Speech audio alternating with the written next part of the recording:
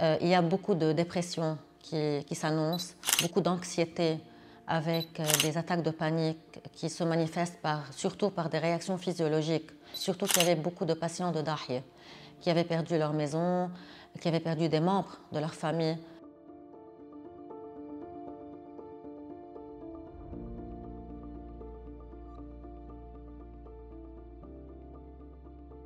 Déjà, vivre des situations pareilles, vivre la guerre, c'est pas juste être en confrontation avec la mort, c'est aussi être en confrontation avec tout ce qui est cruauté, tout ce qui est destruction, tout ce qui est humiliation.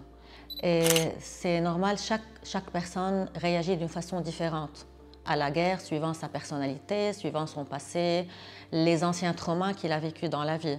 Mais on peut dire que la plupart réagissent par ce qu'on appelle au début le stress, qui est cette réaction psycho-bio-physiologique quand on est face à un état qui n'est pas normal.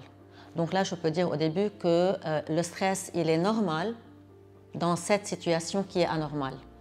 Et il y a plusieurs genres de stress, bien sûr, mais quand on atteint un mois et demi, et qu'on est toujours souffrant ou qu'on présente ou qu'il y a des symptômes qui se manifestent, c'est là on peut commencer à parler de ce qu'on appelle le PTSD ou le Post-Traumatic Stress Disorder. Il y a beaucoup d'anciens patients qui étaient chez moi, qui venaient pour différents symptômes, mais qui sont venus aujourd'hui pour vraiment parler de ce qu'ils sentent concernant la guerre. Parce qu'il y a des traumas qui sont montés à la surface, qu'ils avaient peut-être avant oubliés ou qu'ils étaient endormis chez eux. Et là, ils ont continué la thérapie aujourd'hui par rapport à la guerre. Donc on a mis les autres à part, à côté, et on a travaillé un peu sur les symptômes actuels, surtout qu'il y avait beaucoup de patients de Dahiya qui avaient perdu leur maison, qui avaient perdu des membres de leur famille. Il y a beaucoup de dépression qui s'annonce, beaucoup d'anxiété avec des attaques de panique qui se manifestent surtout par des réactions physiologiques, comme des sueurs, des tremblements, des maux de ventre, des maux de tête, des tachycardies, des dyspnées. Donc il y a plein de symptômes physiques aujourd'hui qui se manifestent aussi.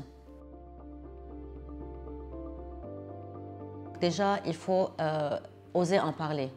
Donc parfois, dans la situation dans laquelle on vit ou l'environnement dans lequel on a honte de parler ouvertement de ce qu'on sent, par peur peut-être du jugement de l'autre ou d'entendre des critiques. Mais là, il faut vraiment être courageux et ce n'est pas un signe de faiblesse de dire que je ne me sens pas bien. Il faut oser mettre des mots sur nos mots pour qu'on puisse un peu maîtriser ce qui se passe en nous. Aussi, j'invite les gens à écrire ce qu'ils sentent. Parce que déjà, quand on écrit, on a fait une distance un peu entre nos pensées et nos émotions. Et comme ça, on pourra lire. C'est comme si ceci ne nous appartient plus. On pourra voir plus clairement ce qui se passe à l'intérieur de nous. Comme ils peuvent faire des exercices de méditation, de respiration, être dans le moment présent.